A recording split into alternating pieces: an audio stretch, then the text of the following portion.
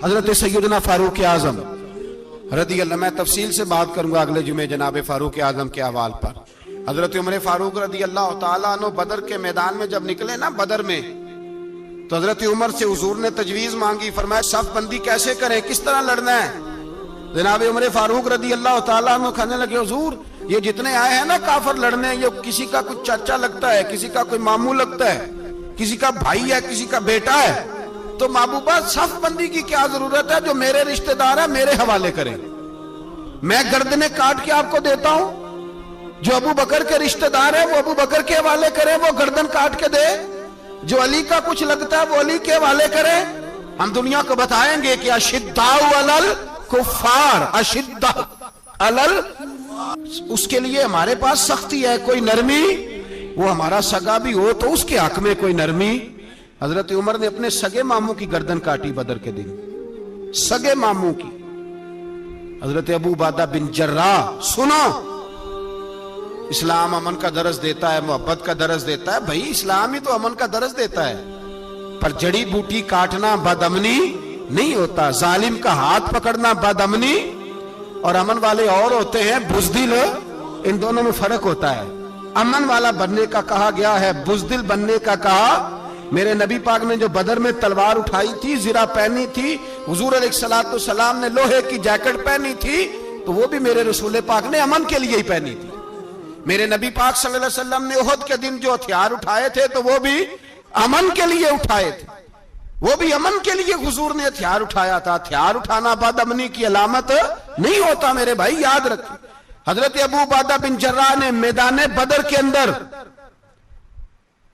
जब जंग का तबल बजा, हालात बिगड़े, जनाब अबू उबादा बिन जर्राह कहते हैं तारीख ने एक अजीब मोड़ पे मुझे लाके खड़ा किया। आप फरमाते हैं मेरे लिए अल्लाह ने जो आजमाइश रखी वो सबसे बड़ी रखी। फरमाने लगे जब मैं मैदान में निकला तो काफिरों ने मेरे सामने जिसको लाके खड़ा किया वो मेरा सगा बाप था। अब फरमाते हैं अब मुश्किल बन गई, इश्क त्याग दो एक बराबर, ते इश्क दा सेक बधेरा, अग ते साड़े कख ते काने, ते इश्क साड़े तन मेरा, ते अग दा दारू मीं ते पानी, कोई दसे है इश्क दा दारू केड़ा, बुल्ले शाह उथे कुछ भी नहीं बचदा जिथे इश्क होरां दा डेरा। फरमाने लगे अब मेरे लिए सामने बाप, इधर बेटा। अब फरमाते हैं दो रास्ते थे, बाप बचाऊं या रसूलुल्लाह का दीन बचाऊं। एक मिनट था फैसला करने के लिए कि अब्बा बचेगा या दीन बचेगा, कुफर बचेगा या इस्लाम बचेगा। फरमाते हैं मैंने मिनट पूरा नहीं सोचा, मैंने तलवार उठाई, बाप की गर्दन काट के गिराई और रसूलुल्लाह का दीन बचा लिया। बाप की गर्दन कट के गिरी और नबी पाक का दीन बच गया, बचा लिया रसूलुल्लाह का दीन। हजरत उमर ने मामू को मारा। हजरत मुसअब इब्न उमैर कहते हैं तारीख मुझे भी लाके खड़ा करती है बदर के मैदान में, तो कुफर का लिबादा ओढ़ के जब सामने आया तो वो मेरा सगा भाई था। सगा भाई, हजारों कौमें वजूद में आई दहर में खुश्क तर के रिश्ते से, पर हमने बुनियादे दोस्ती रखी याद खैरुल बशर के रिश्ते से। सगा भाई कुफर का नुमाइंदा बन के सामने खड़ा हुआ। मुझे इकट्ठे खेलना भी याद था, मुझे एक बर्तन में रोटी खाना भी याद था, एक मां से लोरियां सुनना भी याद था। फरमाते हैं ये सारा कुछ याद था, पर इस्लाम के हक में दिया हुआ खुतबा जो मोहम्मद अरबी ने दिया था वो भी मुझे याद था। मुझे रसूलुल्लाह की बताई हुई बातें भी, फरमाते हैं मैं सारा कुछ भूल गया, पर मुझे अपने रसूल का पढ़ाया हुआ सबक नहीं भूला, वो मुझे याद रहा। मैंने फिर सगे भाई की गर्दन काटी और मैंने वो गर्दन काट के हुजूर के पास पेश की, और मैंने दुनिया को बताया कि हमारे लिए असल वो है जो हमारे रसूल हमें हुक्म इरशाद फरमाते हैं। ये रिश्ते हमारे लिए असल हमारे। अबू बकर सिद्दीक मैदान में निकले, बेटा काफिरों की तरफ से लड़ने आया है, सगा बेटा, और मेरे मुस्तफा करीम ने फरमाया औलाद बुज़दिल कर देती है आदमी को, पर जब ईमान पुख्ता हो तो फिर सहाबा ने इस बुज़दिली की भी परवाह नहीं की। सगा बेटा काफिर की जानिब से आया। हजरत अबू बकर सिद्दीक ने तलवार से हमला किया, बेटे ने ढाल आगे की। जब साहबजादे ने ढाल आगे की ना, तो हजरत अबू बकर की तलवार लोहे की ढाल से टकराई, तलवार गिर गई। अब हजरत अबू बकर निहत्ते हो गए, साहबजादे ने उठाई तलवार। कहता जब मैं मारने लगा तो ख्याल आया घर तो मेरा उजड़ेगा ना, बाप तो मेरा ही है ना। साहबजादे कहते हैं मैं अबू बकर सिद्दीक को छोड़ के चला गया। बाद में मुसलमान हो गए, कलमा पढ़ लिया। एक दिन घर में बैठे थे तो बात शुरू हो गई। साहबजादे कहने लगे अब्बा जी वो याद है ना जब मेरी ढाल से आपकी तलवार टकराई थी और तलवार गिर गई थी तो मैंने आपको बाप समझ के छोड़ दिया, मेरा ही घर उजड़ना था बाप समझ के। जनाब सिद्दीक अकबर रदी अल्लाह ताला अन्हु साहिब इब्ने शाम ने लिखा है कि अपनी सुरीन पर 2 दफा हाथ मारा, 2 दफा। कहने लगे बेटे तू उस वक्त काफर था, तूने मुझे छोड़ दिया। मैं जब वापस पलटा था ना उसी दिन उसी लम्हे तो मेरे दिल में ख्याल था कि बेटे ने तो छोड़ दिया है, लेकिन अगर बेटा यूं मेरी तलवार के नीचे आता मैं बेटा समझ के माफ ना करता, कुफर का नुमाइंदा समझ के कत्ल कर देता। इसलिए कि मेरी नजर में अगर कोई अहमियत है तो रसूलुल्लाह के फरमान की अहमियत है। बाप बेटे औलाद की कोई अहमियत है? अशिद्दाउ अलल कुफार, काफर से नफरत ही नहीं होती। हज़रत उमर फारूक रदी अल्लाह, मुझे पलट पलट के याद आते हैं सैयदना फारूक आजम। हजरत फारूक आजम रदी अल्लाह तआला अन्हु से ईसाई बादशाह ने कहा मैं मिलना चाहता हूं। आप फरमाने लगे टाइम नहीं, जो तुझे मिलना है वो मदीने के गरीबों को ना मिलूंगा, वो रसूलुल्लाह के नौकरों को नहीं मिलूंगा, तुझे मिल के क्या करना है? मैं उन्हें मिलूंगा जिनके लबों पे रसूलुल्लाह का दरूद जारी है, जो मुस्तफा से प्यार करते हैं। मुझे तुझसे मिलने की कोई जरूरत हमारे यहां वो नफरत नहीं कुफर के लिए जो मुसलमान के दिल में होनी चाहिए।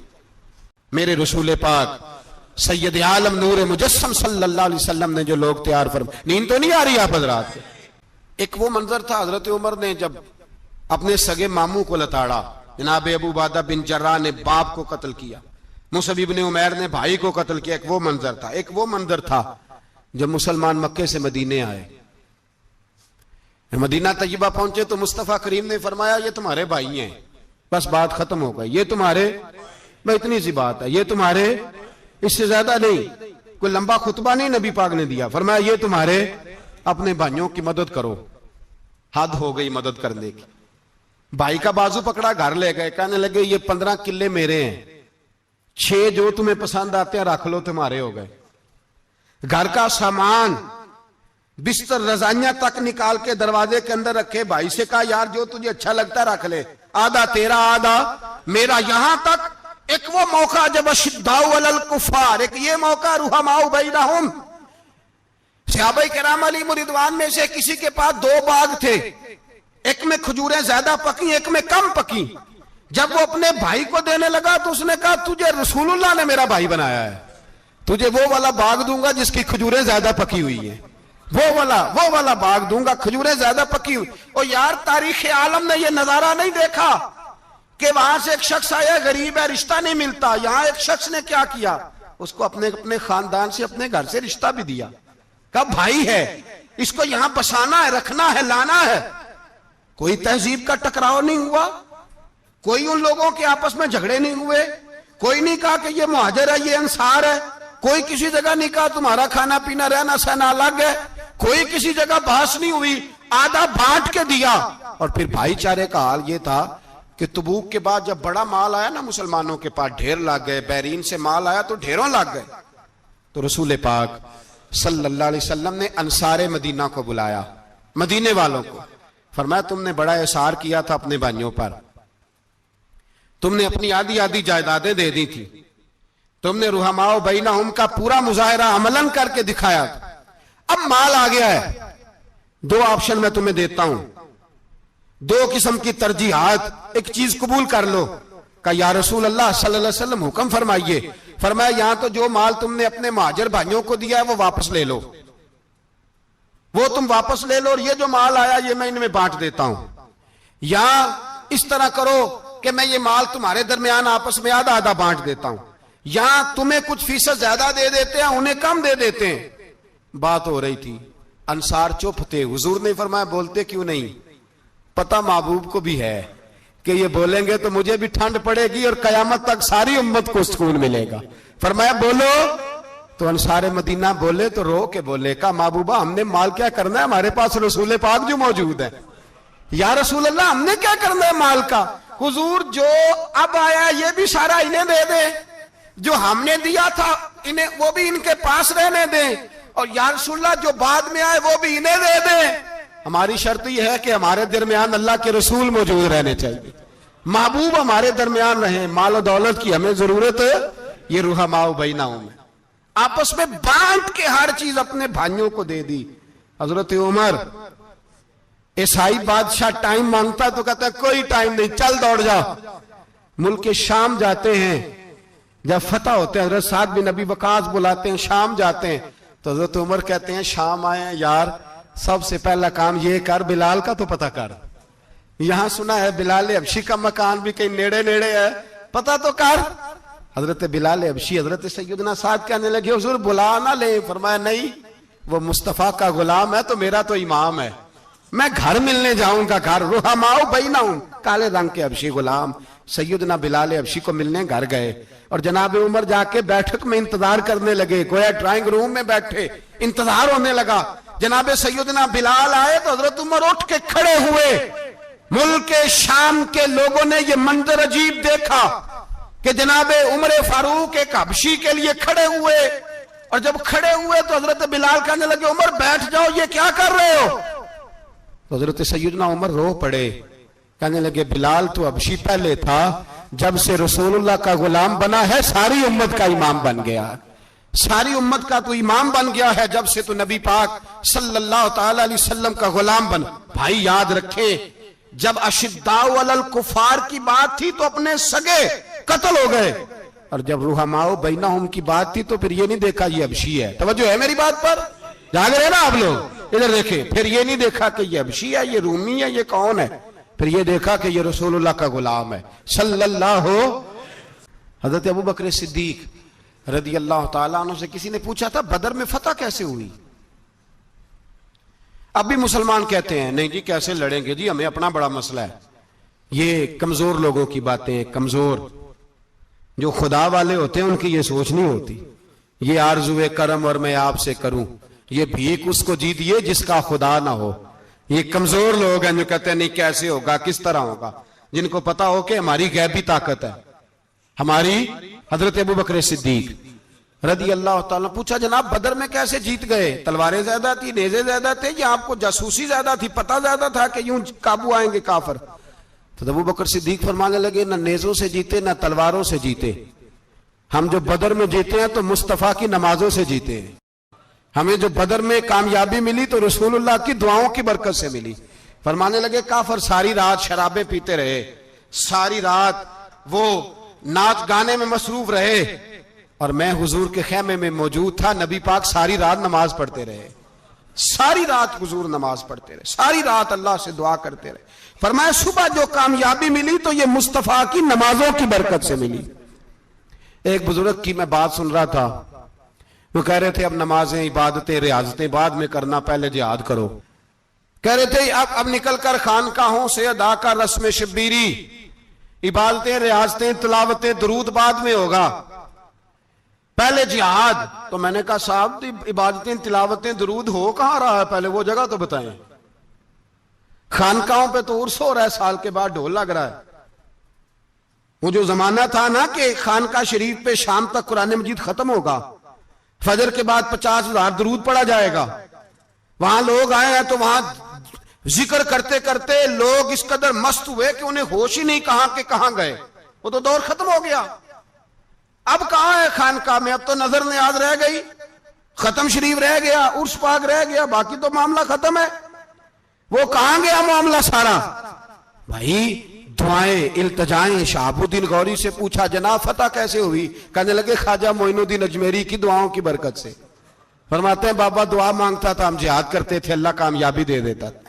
भाई वो इबादत, वो रियाजत, वो मुसलमान जो रात को अपने रब को मना लिया करता था, वो अपनी इबादत के जोर पर अल्लाह तबारक व तआला की बारगाह में आहो जारी। हुजूर ने फरमाया अद्दुआ सलाहुल मोमिन, दुआ मोमिन का हथियार है।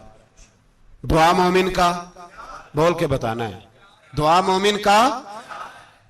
फरमाया मोमिन ये हथियार चला सकता है, ये हथियार काफिर के पास मौजूद है। हजरत ज़ैद बिन हारसा रदी अल्लाह ताला अन्हु को ना पकड़ के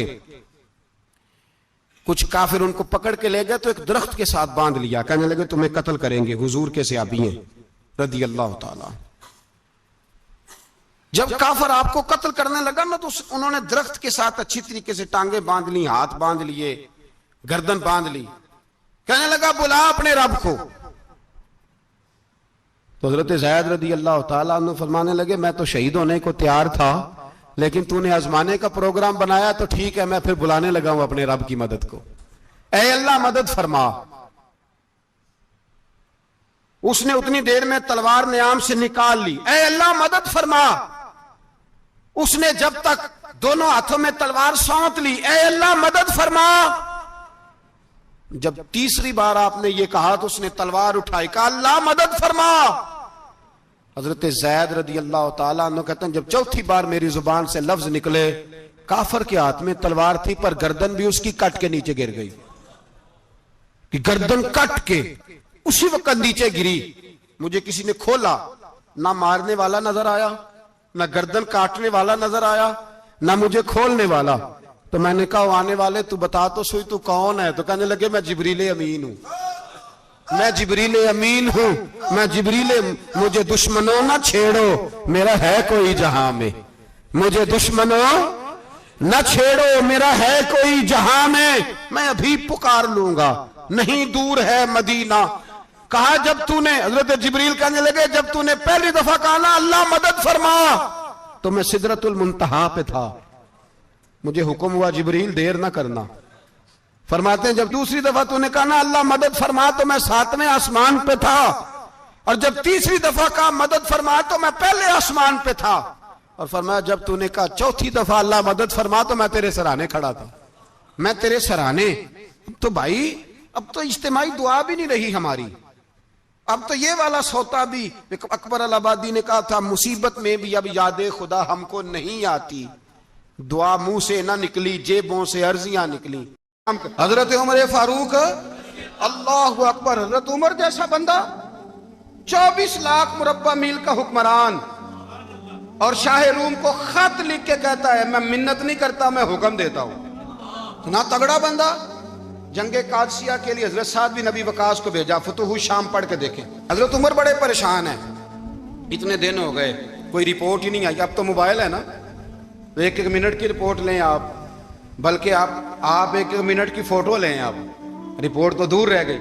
हजरत उमर फारूक रदी अल्लाह ताला अन्हु बड़े परेशान है कि कादसिया में हजरत साद बिन नबी वकास के साथ लोग जिहाद करने गए, रिपोर्ट कोई नहीं आ रही। इतने परेशान थे कि बाहर निकल के ना उस रास्ते पे बैठ जाते जो रास्ता कादसिया की तरफ से आता था, जो भी आता जाता पूछते जंग के क्या हालात हैं। उधर जब अल्लाह ने फतह दे दी ना, तो हजरत साद बिन नबी वकास रदी अल्लाह ताला अन्हु ने एक कासिद को खत दे के भेजा, कहने लगे उमर के पास जाओ, उन्हें इत्तला दो कि अल्हम्दुलिल्लाह अल्लाह ने इस्लाम को फतह अता कर दी है।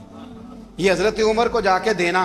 वो बड़े परेशान होंगे। वो जो उस जमाने में इस तरह होता था कि कई दूर दूर से सहाबा जो दूसरे शहरों के मुल्कों के रहने वाले होते थे वो भी आके शामिल हो जाते थे जिहाद में। कोई एक दफा मदीने आया, कोई 2 दफा आया, फिर अपने अपने इलाकों में। बहुत सारे लोगों ने ज्यादा दफा हजरत उमर को देखा भी नहीं था। वो जो कासद खत लेके आया था ना, उसने एक आध दफा देखा था, हजरत उमर बूढ़े हो गए, वो पहचानता नहीं था। उधर से वो खत लेके आ गया। हजरत उमर मदीने से बाहर निकल के उस रोड पे बैठे थे जो कादसिया से आता था। जब वो उस आदमी को आते देखा तो हजरत उमर उठ के खड़े हो गए, फरमाने लगे कादसिया से आ रहे हो? वो क्या कहता है? फटे पुराने कपड़े, टूटे हुए जूते, सर पे पुरानी पगड़ी। कहने लगे गुलाम मदीने के रहने वाले हो? हजरत उमर कहने लगे हाँ मदीने का हूं। कहा मैं कादसिया से आया हूं, अल्हम्दुलिल्लाह अल्लाह ने इस्लाम को फतह दे दी है, अल्हम्दुलिल्लाह कुफर की कमर टूट गई है। उसने ये बात करके तो घोड़े को एड़ी लगाई, घोड़ा दौड़ने लगा मदीने के। हजरत उमर भी साथ साथ दौड़ रहे। फरमाने लगे अच्छा बताओ खालिद बिन वलीद का क्या हाल है? थोड़ा आगे जाके फरमाने लगे उसामा बिन ज़ैद कैसे है? वो कहते ठीक है। फिर उसने और घोड़ा, उमर साथ साथ दौड़ रहे हैं, साथ साथ। 24 लाख मुरब्बा मील का हुक्मरान, एक जूता पैर से निकल गया, उमर दौड़ रहे हैं। आगे जाके पूछते हैं साद बिन नबी वकास का क्या हाल है? कहा हुजूर वो भी ठीक है। कितने लोग मेरे शहीद हो गए मुसलमानों में से? कहने लगा सही गिनती का नहीं पता, ये लफ्ज अदा होते होते मदीने की सरहद आ गई। लोगों ने उमर को घोड़े के साथ दौड़ते देखा तो कहा अमीरुल मोमिनीन क्यों दौड़ रहे हैं? वो गुलाम छलांग लगा के नीचे आया, कदमों में बैठ गया, कहने लगा हुजूर आपने बताया ही नहीं आप अमीरुल मोमिनीन हैं। आप फरमाने लगे क्या बताता, मैं तो ऊंट चराने वाले का पुत्र हूं, क्या बताता? वो उमर हूं जिसने अपने गुनाहों का हिसाब देना है, क्या बताता? जो साद बिन अबी वकास को जिहाद पे भेज के खुद बुज़दिलों की तरह घर में बैठा है, क्या बताता? कोई हैसियत नहीं, कोई तार। तूने अच्छा किया, तू तो मुजाहिद था, मुझे साथ साथ दौड़ाया, तूने अच्छा किया। जितने लोग थे चीखे मार के रोने लगे। हजरत फारूक आजम से कहने लगे उमर जब तक तेरे जलवे रहेंगे अल्लाह कामयाबियां ही अता फरमाएगा, जब तक तेरा रंग रहेगा अल्लाह ताला नवाजता ही रहेगा। कुछ नहीं, कभी अपना आप जाहिर ही नहीं किया। बहुत बड़े थे, बहुत बड़े थे हजरत उमर, बड़े थे। हजरत अबू राफे गुलाम थे, कुरान पाक बड़ा सोना पढ़ते थे। हजरत उमर जब भी उन्हें मिलते कहते अबू राफे तो उमर से अच्छा है, कुरान बड़ा शानदार पढ़ता है। तो वो कहते हुजूर अगर मैं कुरान सही पढ़ता हूं तो आपको कुरान की तशरीह ज्यादा सही आती है, आप भी तो मुझसे अफजल हैं। तो आप फरमाते नहीं फिर भी तो मुझसे अफजल है। क्यों?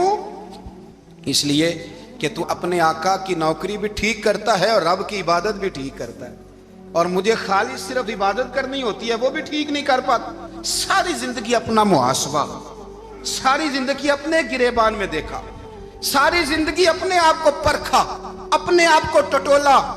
62 साल उम्र बीत गई। हजरत हुज़ाफा बिन यमान एक सहाबी थे, मेरे नबी करीम अलैहिस्सलाम ना उनसे राज की बातें करते थे। हर बंदे का आजमा ठीक नहीं होता, सबसे राज की बात नहीं करनी चाहिए। हजरत हुज़ाफा बिन यमान कहते हैं हुजूर राज की बातें बताते। मदीना मुनव्वरा में जो मुनाफिकीन थे उनकी लिस्ट भी नबी पाक ने हजरत हुज़ाफा बिन यमान को दी थी। जब कोई मशकूक आदमी मर जाता ना तो सहाबा कहते हम देखते अगर हजरत हुज़ाफा ने जनाजा पढ़ा है तो हम भी जनाजा पढ़ लेते। नबी पाक ने भी कुछ जनाजे नहीं पढ़े, तिरमिजी में है, फरमाया उस्मान से जो बुग़्ज़ रखे उसका जनाजा नहीं पढ़ेंगे। हजरत हुज़ाफा बिन यमान अगर जनाजा पढ़ते तो लोग पढ़ते, वो ना पढ़ते तो लोग जनाजा ना पढ़ते। हजरत हुज़ाफा बिन यमान कहते हैं जनाब उमर फारूक की खिलाफत के आखिरी अय्याम थे, कुछ दिनों के बाद वो शहीद हो गए। फरमाते आधी रात का वक्त था, मैं घर में सोया था बड़ा बेफिक्र, अचानक मेरे दरवाजे पे दस्तक हुई, मैं घबरा के उठा, इतनी रात को कौन आया? इतने कुर्बान जाऊं, दरवाजे पे गया तो अमीरुल मोमिनीन फारूक आजम दरवाजे पे। मैंने कहा उमर कोई हुक्म था तो मुझे बुला लेते। कहने लगे मैं ना अमीर बन के नहीं आया, तेरा वीर बन के आया हूं। अमीरुल मोमिनीन की हैसियत से सरकारी काम से बुलाता तो वहां बुलाता, मुझे एक जाती काम पड़ गया। कहते मैंने उमर को घर की अंदर बुला के चारपाई पे बिठाया, मैंने कहा हुजूर मैं गरीब आदमी, मैं क्या आपके काम आ सकता हूं? तो कहते उन्होंने ना मुझे साथ बिठा लिया, फिर मेरा हाथ पकड़ लिया, कहने लगे तू उमर को जानता है? उमर झूठ नहीं बोलता। तू जानता है? उमर वादों का पक्का है। कहा हुजूर जानता हूं। कहा मैं उस वक्त आया हूं जब देख भी कोई नहीं रहा। हजरत हुज़ाफा बिन यमान कहते हैं परेशान हो गया, हुजूर पहेलियां ना बुझवाए, मेहरबानी कर बताएं किधर आए हैं। तो हज़रत उमर फारूक फरमाने लगे 62 साल का हो गया हूं, 63 में चल रहा है, दाढ़ी सफेद हो गई है, फल पक गया, उठ फरीदा सुत्या, दाढ़ी आ गई पूर, अग्गा नेड़े आ गया, पिछा रह गया दूर। अब ना अब कब्र अशर का मामला साफ नजर आने लगा है। कहा हुजूर मुझसे क्या चाहते हैं? हजरत उमर रो पड़े, कहने लगे आज मैं ईशा के बाद निकला हूं तो नबी पाक के सहाबा मुझे नेक कह रहे थे, फिर मैंने बच्चों की माँ से और बच्चों से भी पूछा है, वो भी मुझसे राजी हैं, पर हुज़ाफा तेरे साथ नबी पाक राज की बातें करते थे, सच बता कहीं उमर का नाम मुनाफिकों में शामिल तो नहीं? सच बताओ, उन मुनाफिकीन में तो शामिल नहीं, कहीं ऊपर ऊपर से तो नहीं सारा कुछ? हजरत हुज़ाफा बिन यमान कहते हैं मैं बाप के मरने पे इतना नहीं रोया जितना उमर के सवाल पे रोया। मैं कदमों में बैठ गया, मैंने कहा नहीं उमर ये तो मैंने नहीं सुना, लेकिन ये मैंने नबी पाक से जरूर सुना है कि मेरे बाद अगर कोई नबी होता तो उमर इब्ने खत्ताब होता। ये मैंने अपने कानों से सुना है कि उमर जिस गली से गुजरे शैतान रास्ता बदल जाता है। ये मैंने अपने कानों से सुना है कि 950 साल हजरत जिब्रील जनाब उमर की शान बयान करें तो फिर भी बयान नहीं हो सकता। ये मैंने ज़रूर सुना। दोस्तों सारी ज़िंदगी हजरत उमर ने अगर दूसरों का मुहासबा किया तो अपना और अपने बच्चों का भी कड़ा ख्याल रखा। अपनी जात पर बड़ी तवज्जो दी। जो लोग अपना भूल जाते हैं ना, हमें अपनी सेहत का बड़ा ख्याल है लेकिन अपनी रूहानी जिंदगी का कोई ख्याल नहीं है। हजरत उमर फारूक रदी अल्लाह ताला अन्हु ना बाहर वालों का भी बड़ा सख्त हिसाब करते थे। बड़ा एक गवर्नर साहब ने लिबास बड़ा शानदार पहनना शुरू कर दिया था तो हजरत उमर ने उतरवा के ना तो उन्हें टाट का लिबास पहना के तो ऊंट चराने की ड्यूटी दे दी थी। इतना सख्त एहतसाब करते। कसाई की दुकान पर भी 1-2 घंटे खड़े होते थे। जो आदमी मुसलसल 2 दिन गोश्त खरीदता था ना, फरमाते थे इसका टैक्स बढ़ा दो, लोगों को दाल नहीं मिल रही और ये रोज गोश्त खाता है। हजरत फारूक आजम, उसको जजिया कहा जाता था, या कुछ और मामलात होते तो बढ़ा देते थे। मुसलसल जो 2 दिन आदमी गोश्त खाता था, फरमाते थे मदीने में गुर्बत है, अगर ये वाला निजाम तुम करोगे तो गरीब लोग किसकी तरफ देखेंगे। लेकिन उससे ज्यादा बढ़कर जो उनकी जिंदगी का म्यार और स्टेटस था वो ये था कि अपने घर का खास ख्याल रखते, खास तवज्जो करते। मुल्क शाम से और ईरान से कुछ लोग आपकी खिदमत में आए तो वहां से कुछ कनीजें भी आई। उनके बादशाह का पैगाम लेके शाह ईरान की कनीज को मलका ने कहा कि ना हजरत उमर की जौजा को देख के आना जरा किस तरह की। हमारे मुल्क में क्या कहते हैं, खातून अव्वल, बाकी सारे दोनों में खातून अव्वल। जरा खातून अव्वल को देख के आना। तो वो जब आई ना घर में मिलने तो कहा कि मुझे मेरी मलका ने कहा था कि उमर की जौजा से, अहलिया से मुलाकात करके आना। तो हजरत उमर की अहलिया ने ना एक जोड़ा कपड़ों का दे दिया मलका के लिए और एक खुशबू की शीशी दे दी। अब जब वो तोहफे वहां गए तो उस मलका ने ना कुछ सोने का सामान भेजा, कुछ जेवरात भेजे, कुछ तहाइफ भेजे। जब हजरत उमर के घर आए ना, वो खादिम लेके आया, उसने कहा जी आपकी अहलिया ने तोहफे भेजे थे। तो जवाब में शाह ईरान की बीवी ने, यहाँ जिस मुल्क का वो सफीर था, उन्होंने भी ये भेजे। तो हजरत उमर फारूक ना वो तोहफे लेके घर गए तो जाके कहने लगे अपनी अहलिया से, ये तू कब से तोहफे तहाइफ भेजने लग गई है, ये कब से निजाम शुरू हो गया। तो कहा हुजूर तोहफा देना लेना तो ठीक है, सुन्नत है, मोहब्बत बढ़ती है, तो ये कोई कबाहत नहीं, और मैंने अपनी जाती इस्तेमाल के लिए जो चीजें रखी थी वो मैंने दी हैं। तो हज़रत उमर फारूक रदी अल्लाह ताला अन्हु फरमाने लगे, हमने किसी मुल्क के साथ और उसके बादशाह के साथ जाती ताल्लुक नहीं बनाना, ताल्लुक जो भी बनेगा रसूलुल्लाह के दीन की बरकत से बनेगा। जाती रिश्ते नहीं हमने कायम करने। जाती आपके मुल्क की जो एयरलाइन जिसका हर साल खसारे का ढंढोरा पीटा जाता है ना, वो हमारे बादशाह साहब और सदर साहब अगर गैर मुल्कियों को घोड़ा कभी भेजना हो ना, घोड़ा, तो पूरा एक जहाज घोड़ा लेके तोहफे में जाता है। पूरा जहाज गरीब कौम का ये सरमाया, और कौम बड़ी बादशाह है, लाइनों में लग के वोट देती है। 2 काम हमेशा लाइन में लग के करने, एक बिल लाइन में लग के जमा कराना है और एक वोट लाइन में लग के, ताकि फिर पूरे 5 साल लाइन में ही लगे रहें। मर्जी से आप वोट देना, पर जो बात दुरुस्त है उसको सुनो। हजरत उमर फारूक रदी अल्लाह ताला अन्हु ने अपनी अहलिया से पूछा कितने का था वो तेरा जोड़ा और खुशबू की शीशी। उन्होंने कहा